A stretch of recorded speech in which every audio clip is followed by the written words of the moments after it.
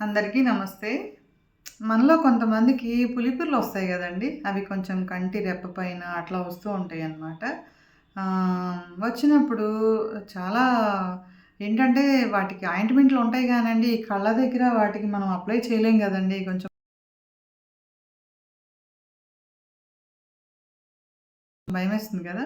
అదేంటంటే తొందరగా తగ్గిపోవాలి అంటే కొంచెం మనం ఇంట్లో ఏం చేసుకోవాలో చెప్పుకుందామండి. ఏంటంటేనండి అది కొంచెం బేకింగ్ సోడా ఉంటుంది గదండీ! ఆ బేకింగ్ సోడాలో కొంచెం ఒక హాఫ్ టీ స్పూన్ తీసుకొని 4 వెల్లుల్లి రెబ్బలండి. ఆ వెల్లుల్లి రెబ్బలు కొంచెం మంచిగా నూరేసి వాటిలో కొంచెం జ్యూస్ వస్తుందండి. ఆ రసం తీసేసి ఆ బేకింగ్ సోడాలో కలపండి. కొంచెం నిమ్మరసం కలిపండి. వాటి పులిపిర్లు పైన రాస్తేనండి రోజుకి 3 సార్లు రాసుకున్నా ఏం కాదండి.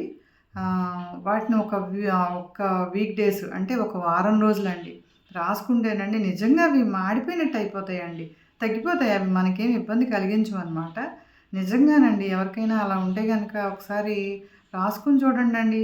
కొంచెం అదేంటంటే చిన్న మంటగా అనిపిస్తుంది. అంటే వెల్లుల్లిలో కొంచెం ఘాటు ఉంటుంది గదండీ! ఆ ఘాటుకి మంట ఉంటుంది గానీ మిగతా పెద్దగా ఏమి ఇబ్బంది కలిగించదండి. కాబట్టి ఎవరికైనా అలా వస్తే గనక ప్రయత్నం చేసి చూడండండి. Thank you. మీ రజని.